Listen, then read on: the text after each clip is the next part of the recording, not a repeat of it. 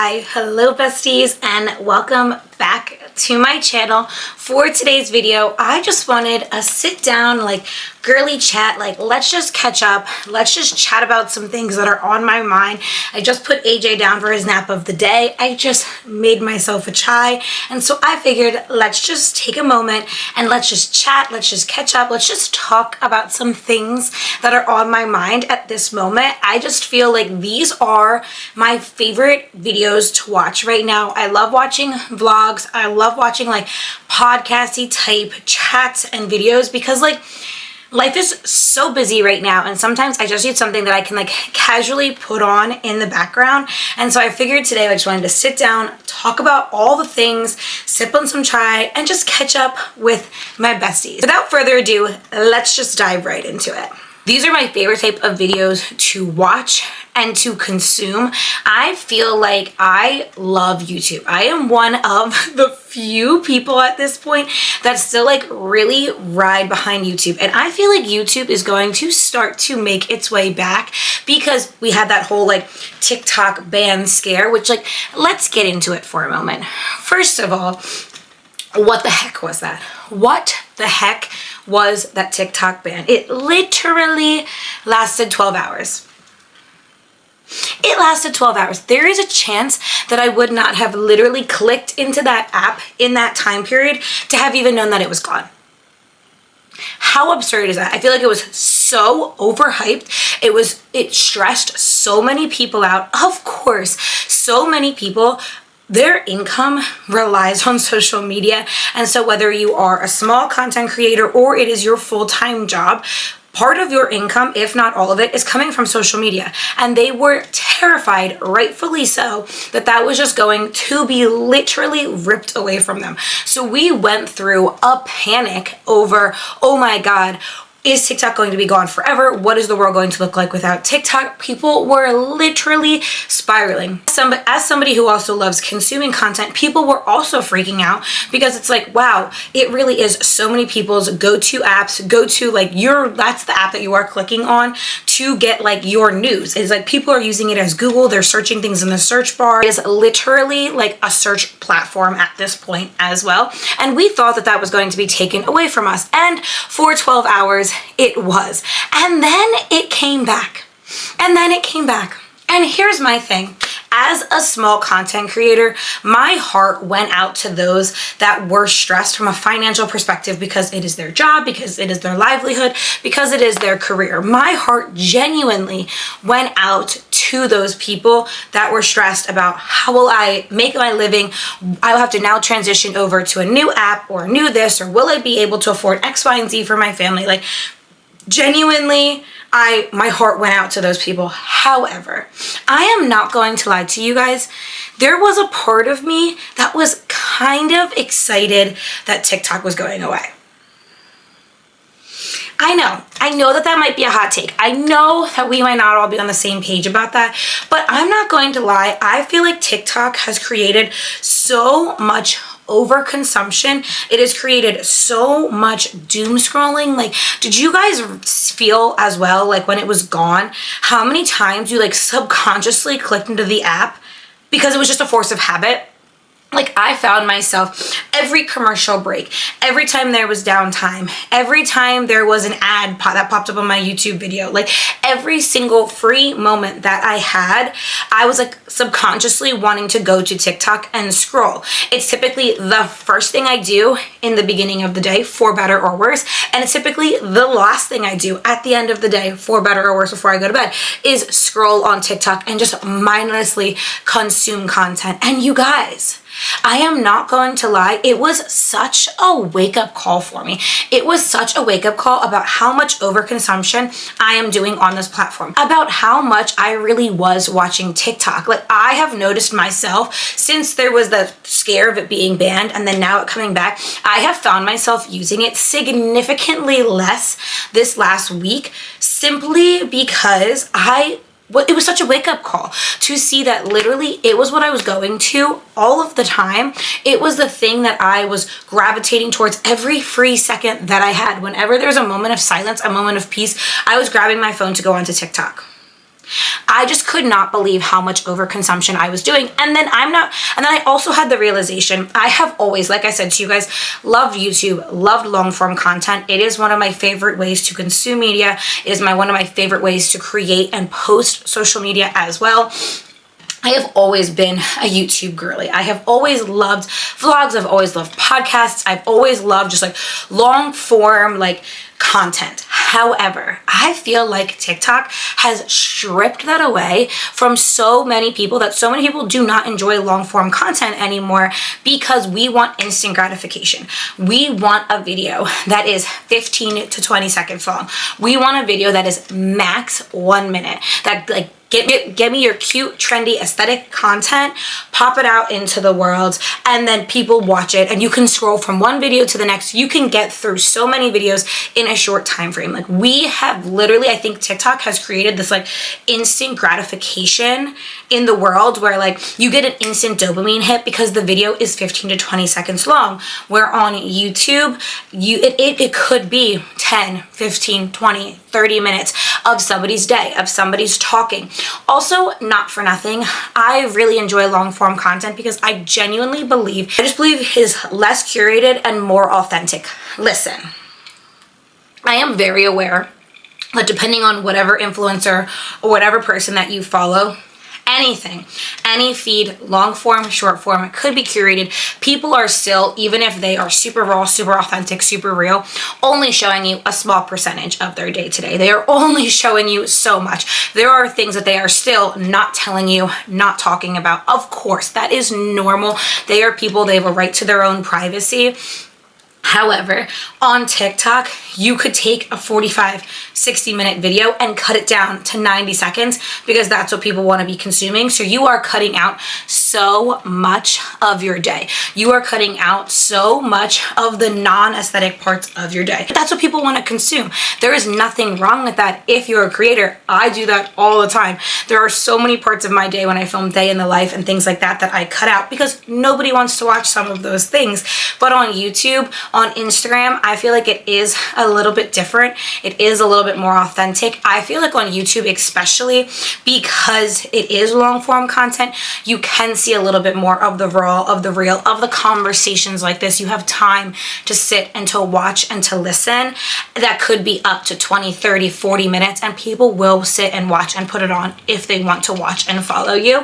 Instagram is a little bit different because Instagram Reels are similar to TikTok, but also not similar to TikTok at the same time, where you kind of get that instant gratification. You can't really post more than 90 seconds. Now that you can post up to 3 minutes on Reels, but the algorithm is just very different. Like, the TikTok algorithm knows exactly what you want, exactly how long you want it, what creators you want to consume, who you might like, things that you have liked before. Like, it is perfectly curated for you, and I just don't think Instagram has quite figured it out yet.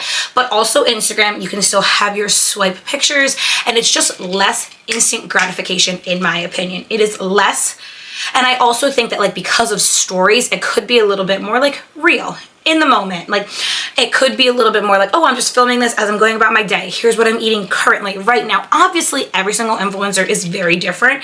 And if you are watching someone who is just real, raw, and authentic no matter what, then that's the content you're going to be getting no matter what. But I think those are just some of my thoughts now.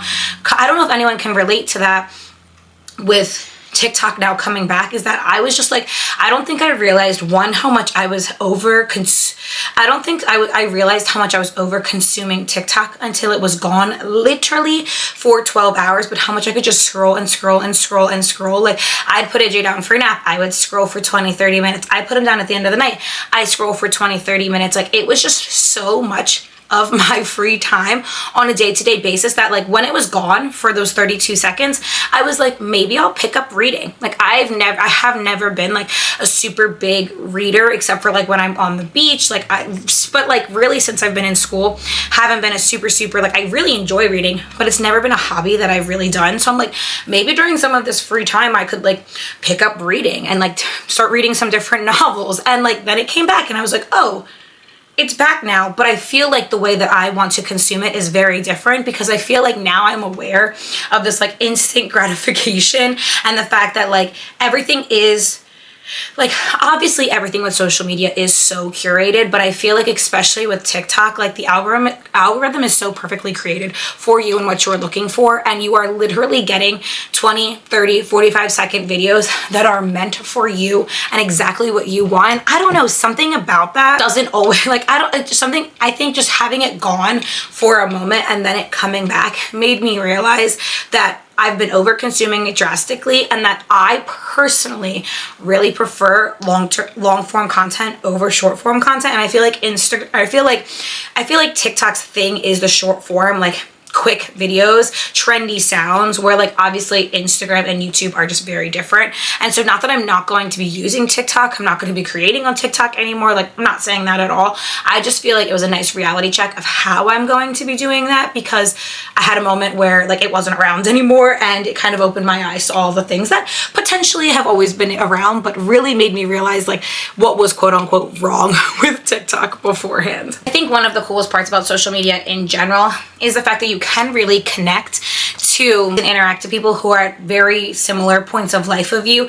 even if you are literally all over the world. And as a mom, that is something that I found like super comforting, because obviously it is such a transformational time. And like I've talked about before, like not all of my friends are in that same place in life right now. Like I'm 26 years old. I'm about to be a mom of 2. Some of my friends are not at that place yet. Some of my friends are not moms. Some of my friends are not married. Some of my friends are going out Friday, Saturday nights. Like it is just very different than my life right now. So I do think that like one of the comforts for me in social media as a whole is the fact that you really can find people and like-minded individuals that are going through very similar things as you. And that's one of the reasons that I love posting on social media, because I feel like I want to create and post content that I enjoy consuming. And I also hope that I can create and post content that can be helpful to somebody when they need it or when they're going through something. So one of the things that I've been thinking about a lot recently, as I am getting closer to baby girl coming, is just like labor and delivery and kind of my expectations for that this time around versus when I had AJ. For those of you that don't know, my labor with AJ went pretty much exactly how I wanted it to go.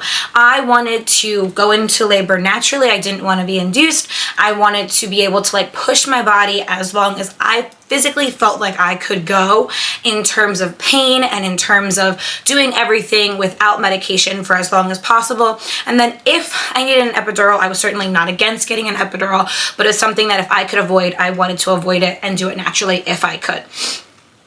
Pretty much all of that happened when I had AJ. I did go into labor naturally. My water did break. It did not break all of the way, which I didn't realize was a thing that could happen. Like I kind of figured, like you kind of hear about when someone's water breaks, it's like that whoosh gush. And for me, that was not the case. It was literally like a trickle, as if I peed my pants. And then it kind of just like kept trickling. And I was like, well, I'm not peeing. So I went to the hospital and they were like, yes, your water broke. And then they actually had to break the rest of it later on. And because my labor was progressing like fairly slowly, because not all of my water had broke, I was on Pitocin for a little bit. And I was not anti-medication. I wasn't anti like modern medicine, but I did really want to see how far I could physically push my body on my own. So after I was on Pitocin for a while, they eventually ended up having to break my water to progress it faster. After that, labor progressed so rapidly and I was in so much pain. My contractions were literally unreal for 2.5 hours. Because they broke my water and because I was on Pitocin, I was basically non-stop contracting for about 2.5 hours. Like it wasn't like, oh, 3 minutes and then you have a minute of rest, 2 minutes and you have a minute of rest. It was literally, I was one contraction into another for literally 2.5 hours. And I got to the point where I was like, listen, I don't think I can do this any longer. I don't know how far I am, like in terms of centimeters dilated. So I would like an epidural, and that is what I did. And honestly, I do not regret my decision at all. When they checked me, I did end up being 10 centimeters after I got my epidural. I do wish that I would have known that at the time, because maybe I could have pushed a little bit longer. However, I do believe everything works out how it was supposed to, and I don't regret by any means getting my epidural, because then I was able to like relax for a few minutes, chill, eat some ice chips, eat a little popsicle, and just like have a moment to breathe before I started pushing. And then I pushed for an hour and a half, and I could feel pressure and that I needed to push without being in severe pain. So honestly, I feel like my labor with AJ was exactly the experience that I was hoping for. That's not to say that nothing went wrong, right? Like I couldn't lay in certain positions. Like I could not push from my back when I was pushing because his heart rate would drop every single time. So I pushed on my side in the kind of like a clamshell type position, and that's how I pushed for the entire hour and a half. And I like didn't know that that was a thing that could happen, but obviously everything did not go like absolutely by the book perfect, but I would say that my labor and my postpartum recovery were pretty much exactly what I was hoping for when I had AJ. Now that I'm getting ready to have another baby, I'm not gonna lie, I think there's a part of me that feels kind of just like relaxed about labor and birth as a whole, because I've been through it before. I know what to expect. I know how the experience is going to feel. I know what being in labor feels like. I feel like that was so stressful for me the first time around. Like, how will I know the difference between like Braxton Hicks and contractions? And let me tell you, my doctor just kept saying to me, like, you're going to know. And I was like, I don't know what that means. How will I know? You will know. You will know. You will know. And I'm not gonna lie, I had a really good experience. I was really comfortable for a lot of my labor and my like active labor, but you are going to know. You are going to know that you are in labor, and it is not just like Braxton Hicks or period type pains right before you go into labor. You are going to know. So I feel like I do have a sense of comfort because I've been through it before. I've done it before. I know my body can do it. Like, I've been through pushing a human being out of my body before. I know that I can get through the pain, get through the experience. However, I also have a little bit of a sense of anxiety about it this time around because everything did go so quote unquote perfectly last time. He was perfect. He was healthy. Everything was okay. I did not tear with AJ. I internally teared a little bit, but externally I did not tear at all, which is very, very rare, especially for a first-time mom. But I did not tear at all. And overall, my labor in terms of like being able to progress, being able to push through the pain, not needing an epidural until the last minute was exactly what I wanted. There is a little bit of anxiety this time around because I have like the expectation, like that's what I want again. Like last time around, I went in being like, whatever is meant to happen is going to happen, but here's what I want. Like I have no expectations. Now I had this really amazing, really great experience, and I have this expectation like, oh my God, wouldn't it be so great if this happens again?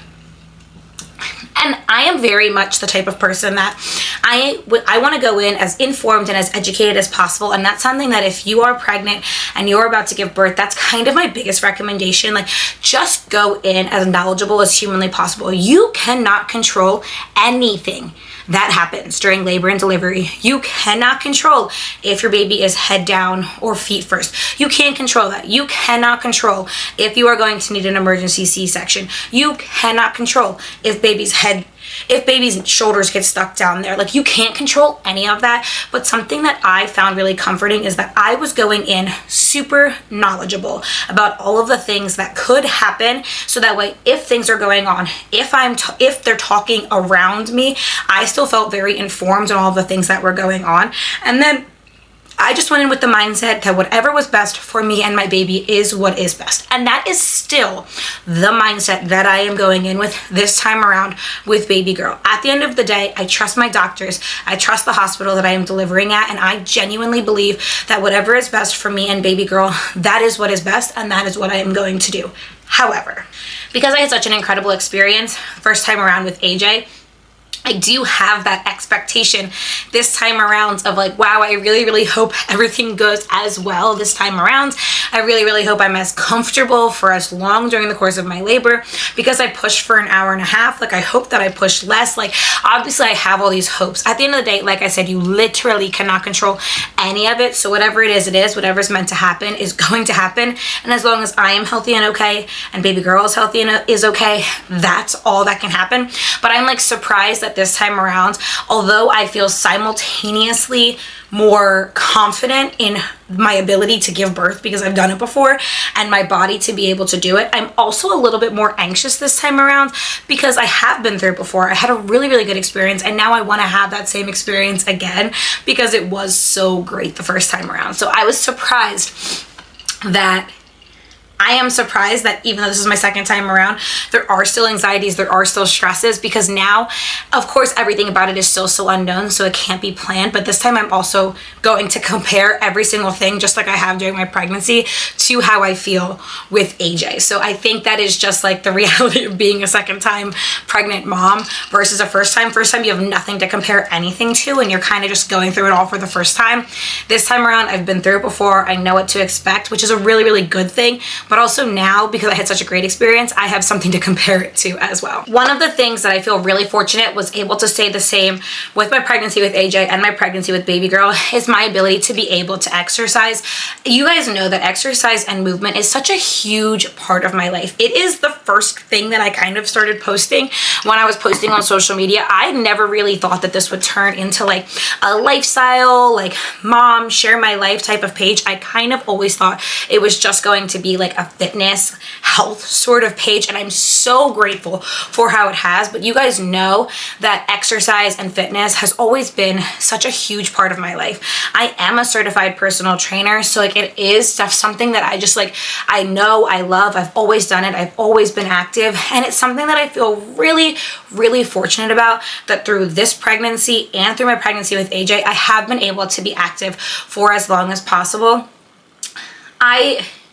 My perspective towards exercise has changed so drastically this time around versus last time around, where last time around with AJ, I feel like I put a lot of pressure on myself to be able to exercise a certain number of days based off of where I was at, and I wanted to be able to like still do as much and lift as much for as long as possible when I was pregnant with AJ. And this time around, genuinely, I was like, I just want to do movement that feels right for me, my body, and my baby. And honestly, it has been the best experience in the entire world, because I've put so much less pressure on myself and just been able to be like, yep, I want to get movement in today. Okay, I already did legs earlier this week. I'm going to do an upper body, but I'm literally just going to pick exercises that feel right, not overdo it, and then walk on the treadmill for a little bit. And I feel so great doing it, where last time I felt like things were a little bit more planned. I was like, okay, I'm working out X amount of days per week. These are the splits that I'm doing. And while I do still have that, I just feel like my mindset on like what weights I'm grabbing, how long I'm resting, has just changed so drastically, because this time around, yes, I'm focused on taking care of myself, my body, and my baby, but now I also have a toddler. Like, I have a toddler that wants me and needs me, and when I get home at the end of a busy day, I don't just get to be like, sorry, AJ, I'm exhausted, I'm pregnant, I worked all day, I exercised, I don't have the time or energy for you. Like, that's just not how life works anymore. I want to be able to be as present, be as active, be as running around with him as humanly possible.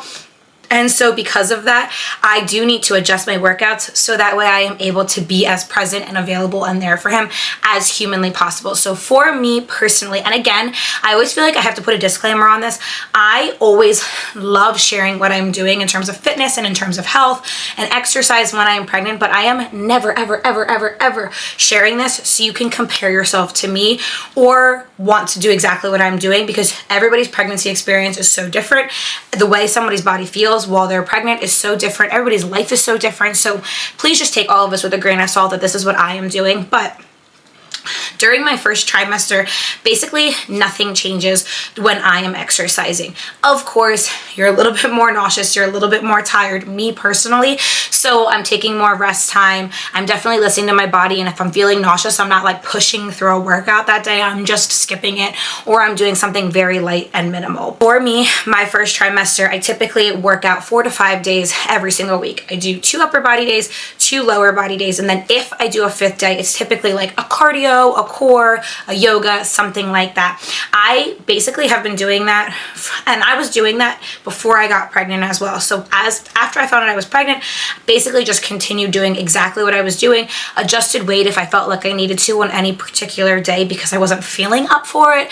But in terms of like what's safe for you and your body at that point, it's really just a matter of listening to your body, taking enough rest time. My doctor recommended to me to not let my heart rate go above 160 beats per minute. So that's always kind of the number that I have kept in the back of my mind, checking it on my watch as I'm working out. And if I feel that I'm getting higher than that, then I just slow down. I just take longer of a rest. It's okay if it pops up for a second up higher than that, and then I just make sure it comes down before I really like get back into movement. But for me, pretty much my whole first trimester, that's what I am doing on the days that I feel up for it. But then of course, listening to my body, taking rest when I need it in terms of like feeling nauseous, feeling exhausted, the whole nine there. Second trimester for me, the first half of my second trimester basically looks exactly the same as my first trimester. Of course, now you're starting to get a little bit bigger. Your belly is starting to grow, so some of the movements need to be adjusted. Like, of course, you're not doing anything lying on your belly or pressing on your belly anymore. Of course, sometimes your boobs feel a little sore, so you're not doing anything where like there's going to be a lot of pressure on that. And then, but other than that, your second trimester for me personally is when I feel the best. It's when I feel like I have the most energy.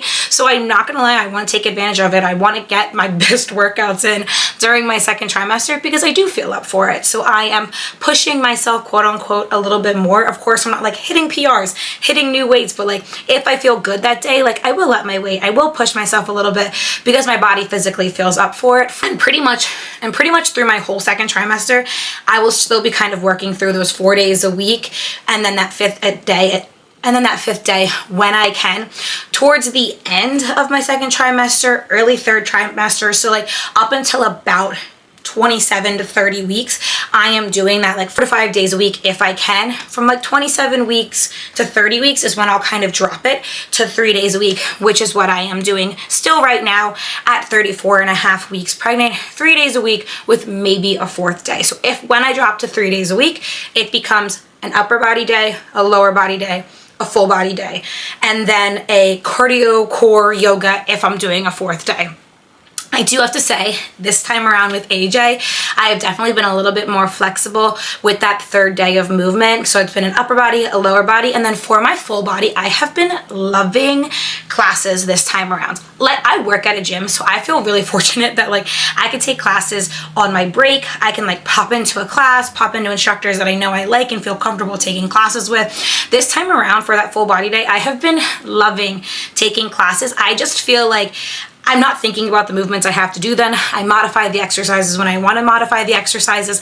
I feel like I was really hesitant to take classes with AJ because I put a lot of pressure on myself to like be able to keep up and be able to do as much as everybody else in the class. And like, it's not a competition ever in a class setting, but especially when you're pregnant, like I should just be proud that I'm showing up and doing the movement.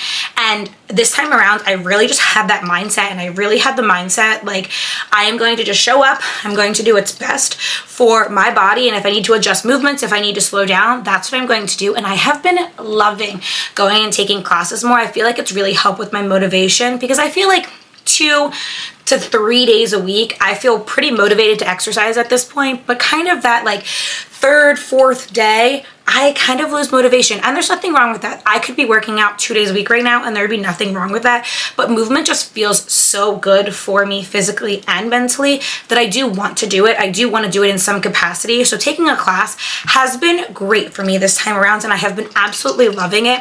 And that's a huge adjustment because last time with AJ, I feel like I wouldn't have caught myself dead in a class setting because I would have compared myself to everybody around me and then been mad when I wasn't able to like quote unquote keep up. This time around, it just feels good to like pop on a cute workout outfit, go take a class, do as much of it as I can, feel really good, have an hour for myself, and then go about the rest of my day. So definitely drastically different there. And then for the rest of my pregnancy, I kind of just play it by ear. I'm about to be 35 weeks pregnant, so there is a solid chance that between 35 to 37-ish weeks pregnant, I will drop it to like 2 days a week and then potentially a third day. So if I decided to do that, it would go down to 2 full body days, and then that third day would be like that cardio yoga sort of situation. But at this point, I'm kind of just listening to my body. If I want to work out 2 days a week, then that's what I'm going to be doing. If I feel up for working out 3-4 days a week at this point, with like walking and all of that kind of being in the mix, then that's what I'm going to be doing. I feel like last time I had like a week in my head that I was like, I'm gonna hit this week and then I'll drop to 3 days a week. I'm gonna hit this week and then I'll drop to 2 days a week. This time around, I'm like, I'm gonna be 35 weeks pregnant this week, but I feel really, really good. And if I still feel up to doing 3 days of movement, then that's what I'm gonna do. And if in a week from now I want to do 2 days a week because my body just feels like I need that, then that's what I'm gonna do. Like, I'm just trying to put as little pressure on myself this time around to feel like I need to do things a certain way. And I feel like mentally that has been so much better for me. I do have to say, one of the funniest parts about being pregnant is when you are working out, people are always going to come up to you and say something. I think there are minimal workouts at this point that I can get through that people do not come up to me and say something, either positive or negative, which is the craziest thing to me in the entire world, because I just cannot imagine going up to anyone really in the gym and saying anything. But you get both extremes. You get the people that come up to you and they were like, wow, you're so amazing, you're so inspirational, look at you go, look at how great you look. If you have no excuse getting into the gym and pushing yourself, then I have no excuse not getting in here and pushing myself in the gym. So like, you have that extreme of people, and then you have people who come up to you and they're like, is it safe for you to be doing this? Like, aren't you putting a strain on you and your baby? Like, you don't have to be that concerned about bouncing back after pregnancy. And like, it is more of like a what are you doing than like a, oh, good for you, girl. Like, those people, like, I love you. Like, thank you. Like, everyone can always use a moment to be hyped up. You know what I mean? Like, thank you for hyping me up. Like, thank you for thinking I'm inspirational. It's definitely not why I'm doing it, but like, I appreciate you. And then there's the people that are like, what are you doing? You're endangering your baby. And you're like, if it was not safe for me to do it, if my doctor did not clear me to do it, if I did not feel comfortable with the movements that I was doing, I would not be doing it. I would not be doing it. If my doctor just told me right now, Marissa, we think that you should not exercise the rest of your pregnancy, it would break my heart because it is such a huge part of my life. But I would do it because that is what is best for my body and my baby. And at the end of the day, that is what is important to me. And I think it is really important too to also note that I am not exercising, and you should not exercise when you are pregnant to quote unquote bounce back postpartum. Because one, everyone's pregnancy, everyone's labor and delivery, everyone's postpartum experience is so entirely different. So it's impossible to know how your body is going to respond to any of those things. And two, for me personally, exercise is so much more about taking care of my mental health than anything else. When you are pregnant, quite literally, everything about your life changes. Your body, as you knew it before, changes. The way you feel changes. The way you sleep changes. The way your clothes fit you changes. Everything you knew about your life from before is different. There are so little aspects of normalcy in your life from what it was before you got pregnant. And so for me, exercise and movement is such a sense of normalcy. It is such a sense of like, no, this is what I was doing before I got pregnant. This is what I'm going to continue doing now while I am pregnant. Like, it just makes me feel happy. It makes me feel normal. And that is the biggest reason why I do it. I do not think about like how much weight I have gained during the course of my pregnancy, how quickly I want to lose weight after I give birth. Like, I'm not thinking of any of those things. So if you guys are pregnant, I encourage you to do the same. Like, if you are getting movement in, if you want to get movement in, do it for the right reasons. Do it because it takes care of your body, of your baby, but also more than anything for your mental health. Like, I genuinely believe that I had a really good pregnancy, labor, postpartum experience because I was active my whole pregnancy. But more than anything, I took care of myself mentally during a very crazy time in life during pregnancy and postpartum. And I attribute a lot of that to being active while I was doing it. And so for me, regardless of any of the comments, I am doing it mostly just because it's what feels best for me mentally. And I genuinely feel like my body and my baby respond so well to doing it. So that's why I'm doing it. Last topic that I want to dive into for today, and something that I've been thinking about so much recently because I am about to go out on my maternity leave with baby girl in just a few short weeks, is the concept of like being a stay-at-home mom. I have been going back and forth with this for so long, and even how I want to talk about it, but I feel like if I'm thinking these thoughts, other people are thinking these thoughts, and it could just be something that somebody can relate to. And I feel like I need somebody to like comment down below and say that you agree with me, where I love my career. I love my career so much. I went into personal training. I went into fitness because I genuinely love it. I love doing what I do. I love helping people. I love the industry that I work in. And if you would have asked me 3 years ago, before I had kids, Marissa, would you ever consider being a stay-at-home mom? I would have looked you dead in the eye, probably have laughed in your face and been like, absolutely not, no way. Absolutely not, no way. I am not giving up my life and my career for children. Not happening.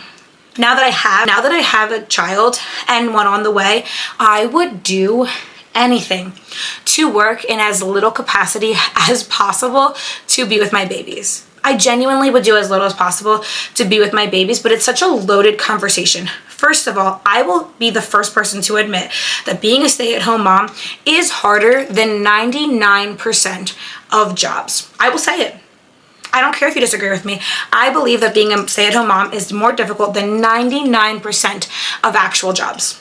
You never have a break. You never get to clock out. You never get to be like, oh my God, I'm gonna go scroll on my phone for a few minutes. I'm gonna go sneak away to the bathroom and have a moment to myself in between meetings. Like, you never have a moment to yourself as a stay-at-home mom. And it is genuinely, I believe, harder than most professions when you are full-time. And it is a full-time job. It is a full-time job. Abso-freaking-lutely. So that's my first thing there. 2, I also understand the concept of the fact that like sometimes as a mom, you just want to break from your children. And I don't know how to explain that to people that aren't moms. So if you're a mom, can you relate to this feeling where you don't necessarily want to break from your kids? Because then when you're not with your kids, you want to be with your kids. You want to be with them. You miss them. You're looking at pictures of them. You're looking at videos of them. You don't necessarily want to break from them. You just want to break from like being on 24/7. You just want to break from being needed 24/7.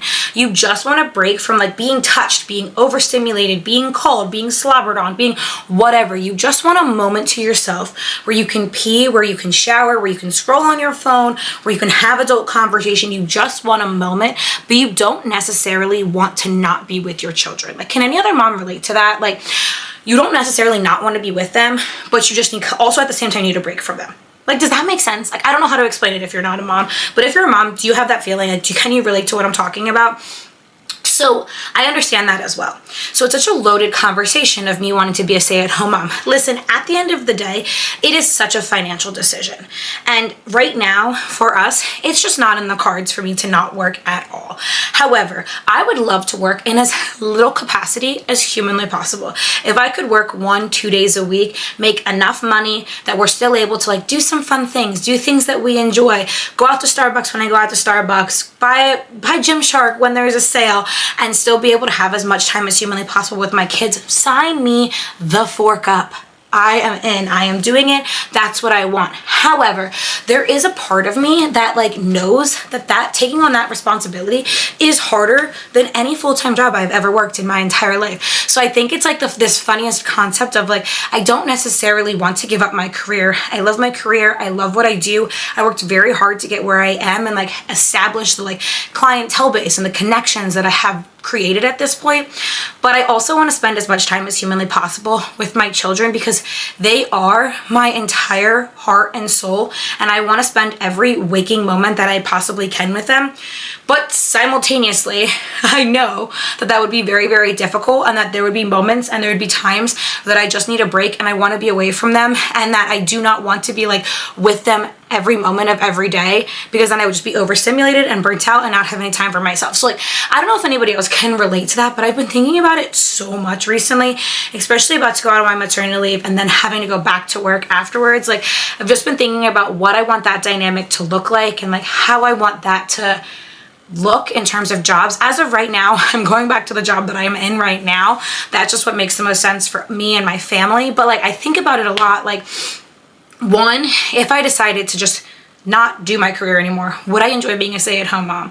Two, is there some capacity, some way that I could work as least as possible, but still be able to work and feel fulfilled and be able to interact with adults and do the job and career that I love, but also spend literally as much time with my children as possible, but also feel like I can fill my own cup at the same time? Like, I feel like I'm just kind of like word vomiting and rambling, but these are the things I think about when I'm going through this thought process. And like, can anybody else relate to this? Like, I feel so fulfilled by working, but I feel more fulfilled being a mom than anything I've ever done in my entire life. Like, I literally feel like I understand like my life's purpose. Now being a mom, I feel so wanted and so loved and so appreciated and so fulfilled by being AJ's mom. And I feel like that's only going to like amplify as I have a second one. And so I'm like, I want to be able to be with them as much as humanly possible, but I don't know if I necessarily want to give up my career in the process. Like, does that make sense to anybody else? Like, I don't know how to relate to that.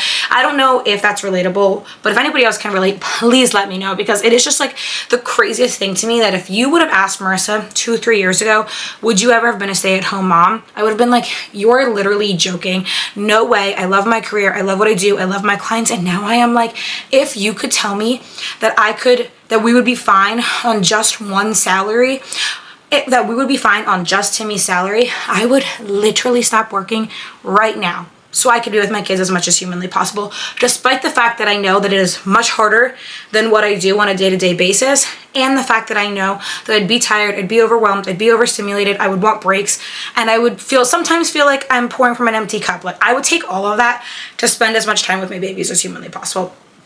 But like, does that make any sense to any other moms? Like, or is this just me? Like, somebody let me know. But I am going to wrap the video up here.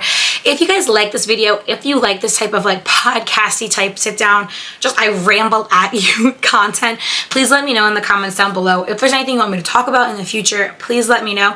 I had so much fun kind of just like word vomiting, and I feel like I kind of was like journaling but out loud to you guys, and it kind of just like feels nice because I feel like we're so connected on this platform. You guys know me so much more than sometimes other platforms can, because it is that long form content. So if there's anything you'd want to see in the future, please let me know in the comments down below. Obviously, I'm still going to be doing vlogs and other like sit down, like pack my hospital bag with me videos, but if you like this type of content, please let me know.